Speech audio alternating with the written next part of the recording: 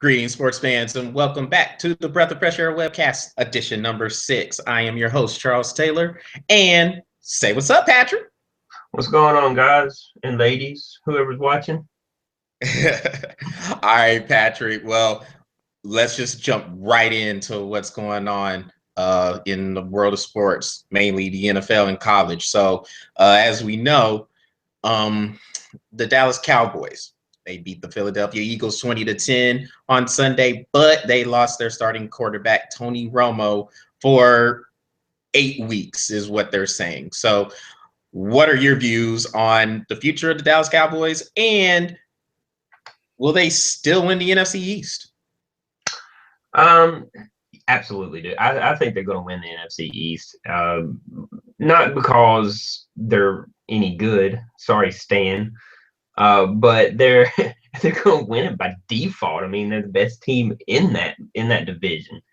But it's Tony Romo. I mean, honestly, it's Tony Romo. I mean, he's got a broken collarbone. He's out for 8 weeks. It's probably one of the better things that happened to Dallas. You know, I'm not wishing any ill will upon any team, but it's Tony Romo. I told y'all were going to hear how I feel about Tony Romo.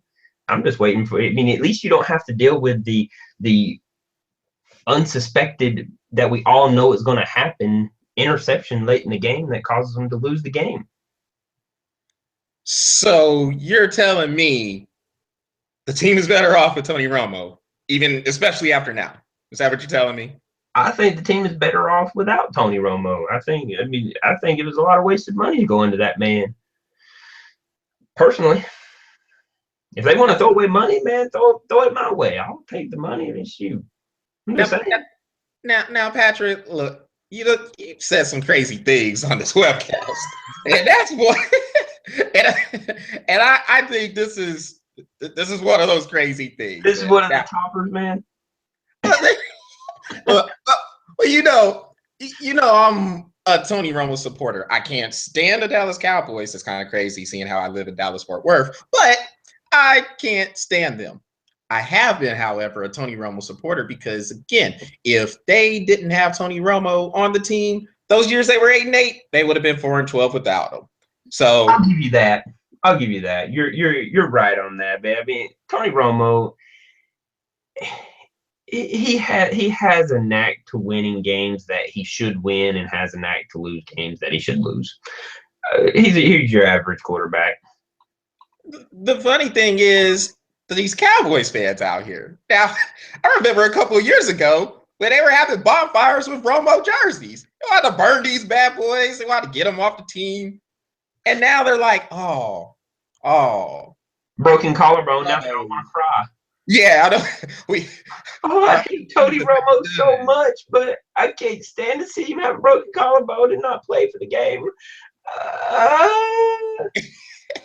I just don't understand how the view changed that quickly when they wanted to burn the man's jerseys. I saw a post on Facebook, who wants to come with me to burn Romo jerseys? Really? I mean, to me, the man, if it wasn't for him, look, Patrick, he throws games away. We have seen him throw games away. I'm not taking that away from him. But again, if you're throwing the ball 50 to 55 times a game, there are going to be some mistakes somewhere down the line from any quarterback, not just Tony Romo, from any quarterback. And last year, when they had DeMarco Murray running for 1,800 something yards, they were a balanced team. Tony Romo had an MVP season with that. So now that he got the winning game with them. Oh, go ahead. You're right. Last year, when they had DeMarco Murray, Tony Romo was actually a really good quarterback, man. I mean, you know, they were a balanced offense. I don't recall what it was, but it was like 55% passing, 45% rushing. It was a very balanced offense. I'll give you that, man. I'll give you that. But as soon as he got rid of Jessica Simpson, that's when his stats went up. That woman just screwed him all up. I will give Tony Romo an out. It's called Jessica Simpson. As soon as he got rid of her, his stats went up. Crazy. So he threw games away because Jessica Simpson throwing the games away for him. crazy how it comes back to the girlfriend. So Patrick, you, just to sum up the Dallas Cowboys, you think they're going to win the division by default because the rest of the division is garbage. Look, man, I wasn't saying this before, man, but I got the Dallas Cowboys going 10-6, man. I think they're going to be better than 500. And it's not because Tony Romo's out. I mean, I don't like Tony Romo, but for that team, he is the best quarterback that they can have. He knows the offense. I mean, if they could get a good running back and keep one instead of letting them go. I think that Dallas would be fine. I mean, I got them going 10-6. I got them winning the division.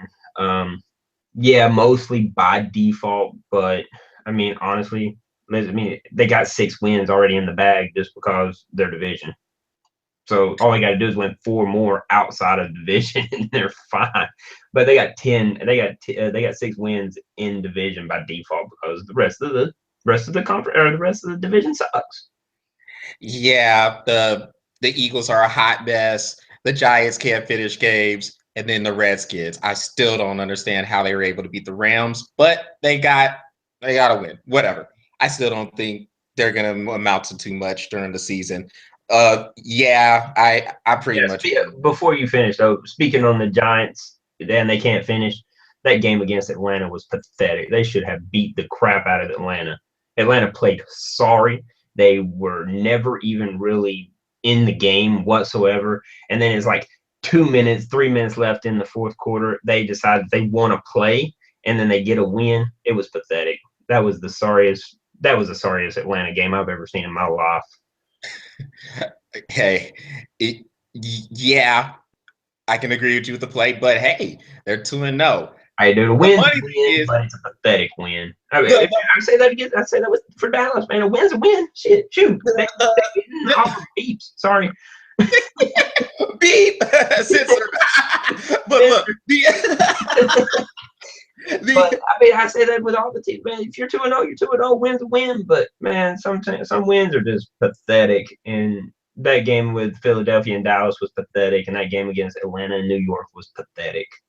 Yeah, bottom line, the Giants, they just don't know how to finish. The Giants lost it the way only the Giants know how.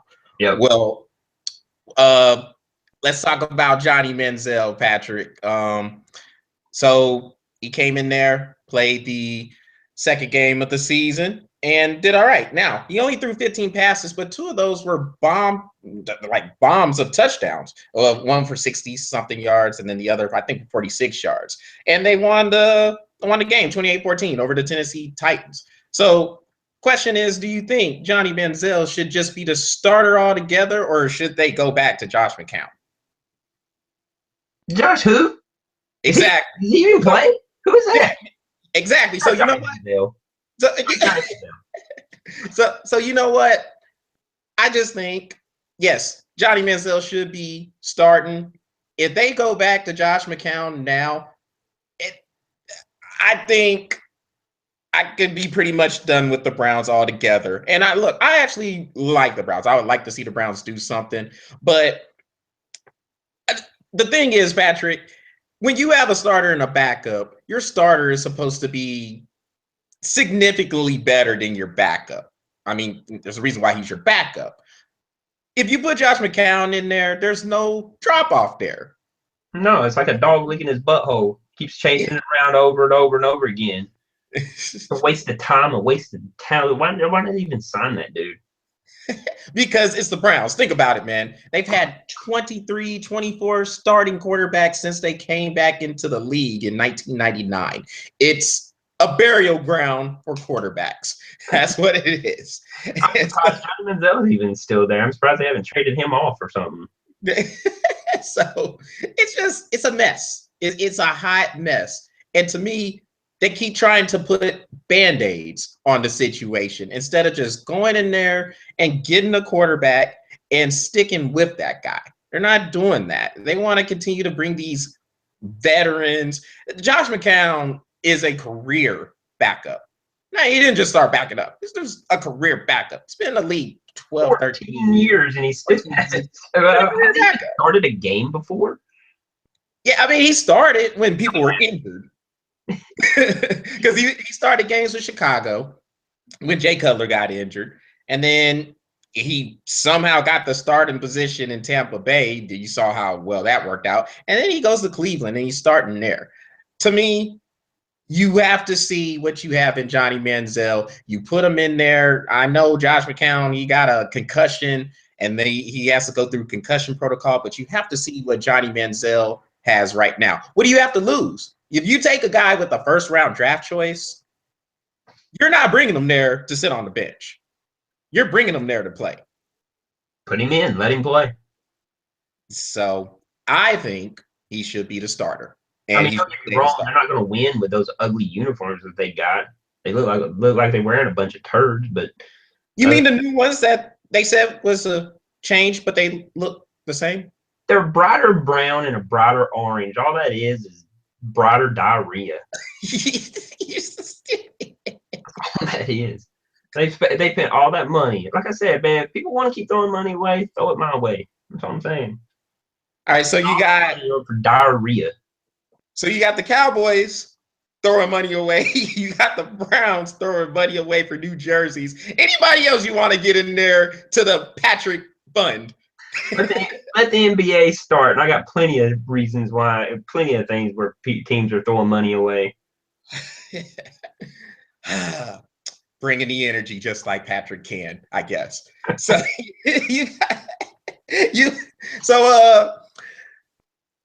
with the rest of the NFL, are there any more takeaways? Oh, well, before we move on, so you think Johnny Manziel should be starting? Yes, I think Johnny Manziel should be starting. All right, then. Well, let's go ahead and jump on the rest of the NFL action. What takeaways do you have there? Well, I was looking at the Minnesota Detroit game, and I know I brought this up on the last webcast, and I told you if Minnesota's going to win, they're going to have to give Adrian Peterson his touches, and man, they gave him 29 touches for 134 yards. I mean, he didn't score any touchdowns, but the thing is that with him touching the football, it makes play action a lot more. It makes it more aggressive, and on top of that, man, I think he got like six receiving passes, and for like another 58 yards. So I mean, this guy had he had like 192 all-purpose yards. I mean, he didn't score a touchdown, but he got his touches. But he got his touches, man, and that's a start, because now you got to start respecting play action at that point. And that just opens it up for the wide receivers. So, I wanted to tell Minnesota they finally got it right. About time. Yep, I agree. Yep.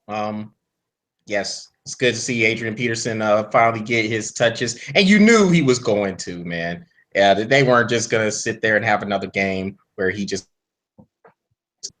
10 carries for 31 yards. That wasn't going to happen. He was going to get more touches. No, it was a good. It was a good thing. I mean, he spanked the lines like he did his little boy.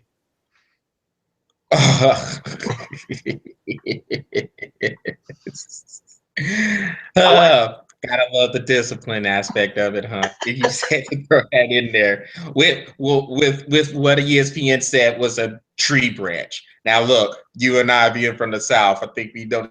That was a switch. Branch should have switched. But no tree branch. That was a switch. It wasn't a tree branch. He didn't go out there with the chainsaw to cut down the branch. I know he broke it off. ESPN is full of crap, is what they are. Sorry, Charles, we're not getting hired by that company, but they're a piece of crap. They don't know. They don't know how. They don't know what they're doing up there. Listen to fresh air. ESPN sucks.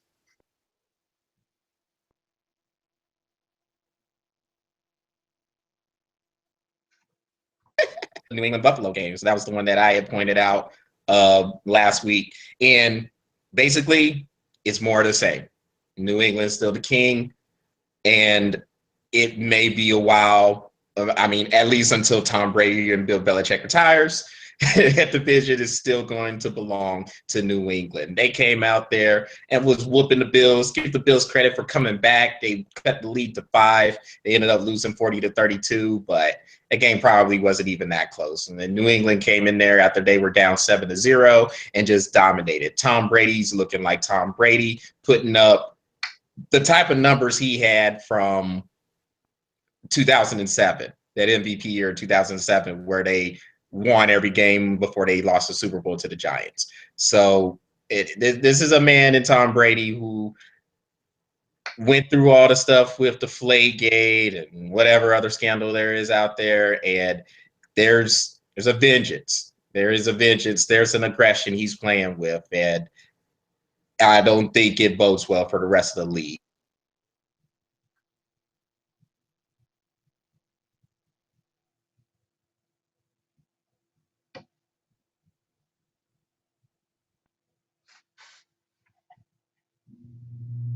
Say this because I don't. You there? Yeah, I'm here. You keep breaking up, man. Yeah. All right. Did you get me? I didn't get that last part. Sorry, fans. Technical difficulties. That'd be all right. Well, I didn't hear the last thing you said, but I will say this one thing about New England, and we'll move on. Deflategate. All I can say is this: 7 touchdowns, 0 interceptions, and the balls have the right PSI. So all you Tom Brady fans can suck it. Well, not the haters. The haters. The Tom Brady haters. We need sleep. So I'm tired, man.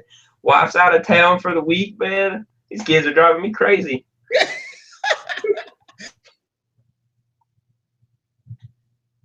Kids, I'm just sleepy. So but yeah, the last thing I said about New England was the Tom Brady. He's on the vengeance. He's looking like when he came out there for that 2007 season and had an MVP season before losing to the Giants in the Super Bowl. So it looks like he's playing with that type of aggression, kind of like how it was when Spygate happened. You see this other scandal happen with the Deflategate, and he's coming out there saying, you know what, if you think we're cheating, we got something for y'all. And that's pretty much what I said with that. I believe they're cheating. They just ain't getting called. That's good for them. But they are getting called. They're just getting away with it. So they're cheating. They're cheating. that's when you know you're on pro level cheating, is when you cheat the cheaters. Well, moving on to college. So let's talk about Alabama first. In Alabama, they got beat by Ole Miss in Tuscaloosa, 43-37. So I saw this article in Yahoo Sports saying the Alabama dynasty is fading. Do you agree with that? You got to lose more than one game for a dynasty to fade. I mean, come on, they've been in national championships several times throughout Nick Saban's existence there, and even when they've even made a few and then not win them. You got to win. You got to lose more than one game to a very good offense that I even mentioned in the last webcast, that they're full throttle right now, man. I don't care who they're playing. They are full throttle. They are putting it on teams. And, when you're averaging 64 points per game, that's average, not what they, I know there was like 73 in the first one, 71 in the next one, and then 47 in this one. They're full throttle right now, man. It's going to be hard to beat an Ole Miss team like that. But you got to lose more than one game to a very potent offense for your dynasty to be fading. That doesn't even make sense. I think we're having technical difficulties again. A lot of them, but we're gonna work through it. What was the last part you said? I said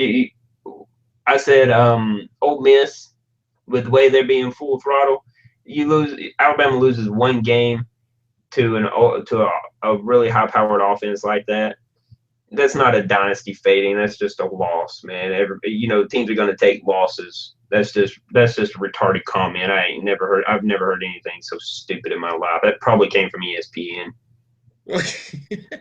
No, it was a Yahoo Sports article. It originated from ESPN because only ESPN can be that dumb.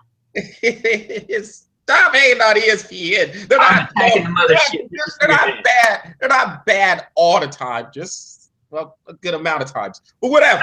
99% of the time, we'll give them 1% where they're good. I'm attacking the mothership. This is for your dad. So I don't think. Yeah, Alabama is fading. I think the other teams have to get some credit. Alabama has been dominant in the SEC for a while. These other teams are seeing that, and they're recruiting and coaching to get better to beat Bama. They know they have to be good on the defensive lines, on the offensive lines. They know they have to be able to play aggressive against Alabama. They're not going to beat them playing conservative. They know they have to be disciplined if they're going to beat Alabama, because Alabama is also a team that does not beat themselves. When you have a coach like Nick Saban, who's all about the discipline, you have to be disciplined yourself if you're going to beat them. Give these other teams credit. Give Ole Miss credit. They're coming in here doing what they have to do and expecting to win. And that's probably the main thing out of anything else. If you're going to beat a team like Alabama, you have to believe you can beat them. You don't go into Tuscaloosa or you don't play them at home just hoping to win. I mean, you have to believe you can beat these guys. Ole Miss came in there with the attitude saying that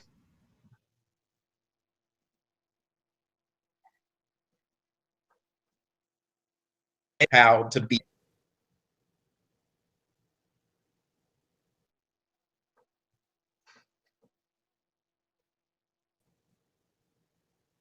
Did you hear me? Again, technical difficulties.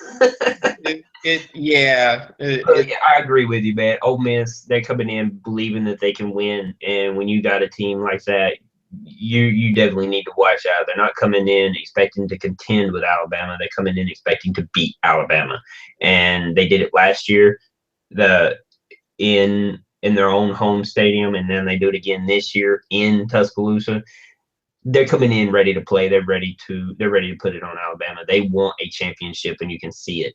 Ole Miss wants a championship, and they're not settling for anything less. So I don't think it's the fall of the dynasty. I just think they just had a bad game and they lost. They lost to a much superior team that day. I don't know if Ole Miss is superior every day, but they were superior that day. So they're much better than Alabama. Yeah. I just think that's really how it felt. I mean, Ole Miss was ready to play, and they came in there and they brought it. Just give them credit. So we'll see if they can carry it out for the rest of the season. Real quick, Patrick, is there anything else that stuck out to you in college football last weekend? Yeah, man, I got 3 games I want to talk about. First of all, dang Notre Dame. Gotta give them credit, man. Gotta give them credit. I think they got UMass this week. I'm not going against Notre Dame on that one. It's UMass. That's like asking a dog to stop licking his crotch. It ain't gonna happen. But no, I got Notre Dame on that one, man. I thought Georgia Tech was gonna get them, but they didn't. So I got Notre Dame winning this one against UMass. Arkansas and Texas A&M. Man, I'm tell you, Arkansas got some problems, man. They got a lot of problems. Coach can't worry about his own team. He's got to worry about everybody else, and he downs play. What is it? The type of offense that he keeps blasting all over Texas. Yeah.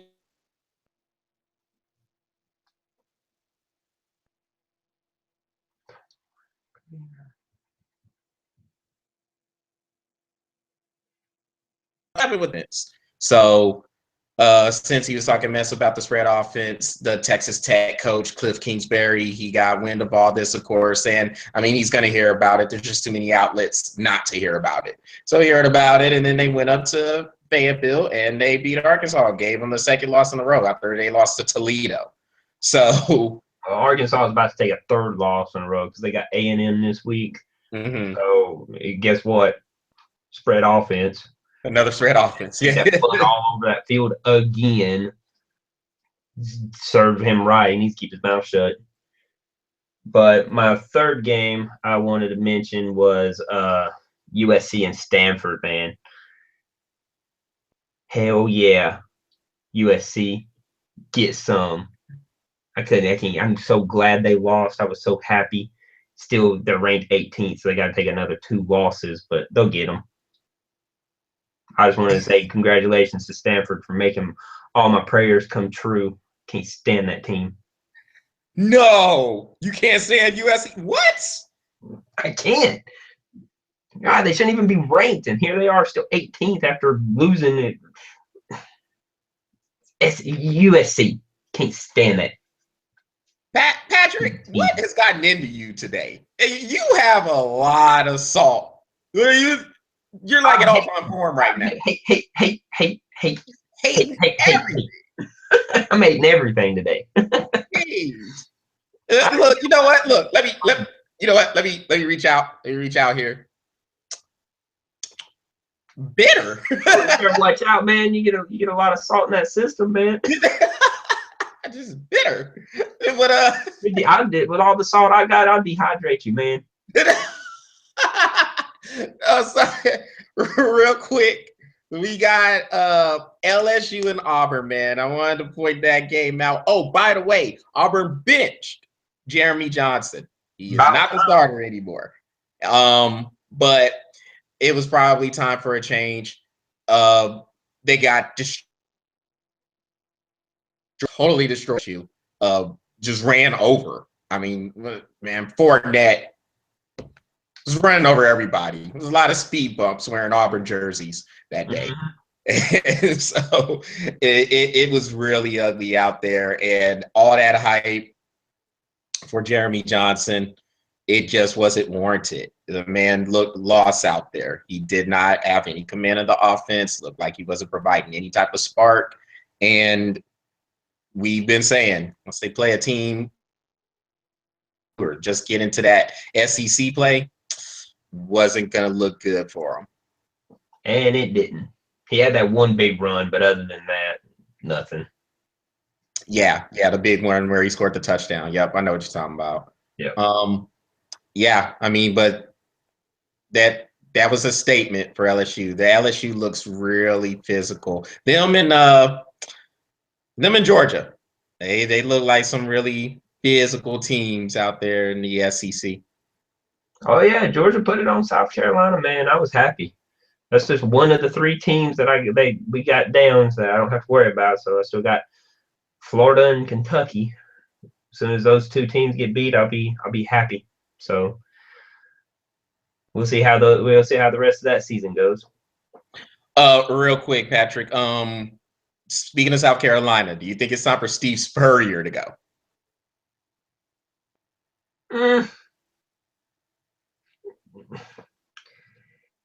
I don't know, man. I like Steve Spurrier, but is it time for him to go at South Carolina? I don't think it's time for him to go at South Carolina.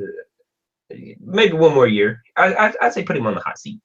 Put him on the hot seat. See how it goes the rest of the season. If he doesn't pick up something, I mean, if he doesn't get to a bowl game, then fire. Then we need to look at firing him because he lost the team at that point.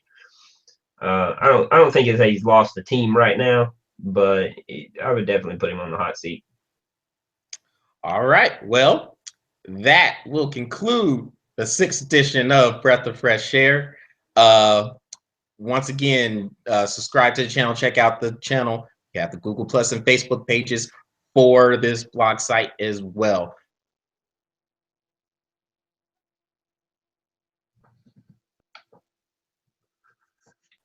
As those seasons are about to tip off and drop the puck or whatever analogy you want to use. So for Patrick Brackett, go ahead and say bye, Patrick. See y'all next webcast. All right. And so for Patrick Brackett, I am Charles Taylor. Thanks for sticking with us through all the technical difficulties we had tonight. I will do what I can to get that fixed, and we will talk to you later on in the week. Take care.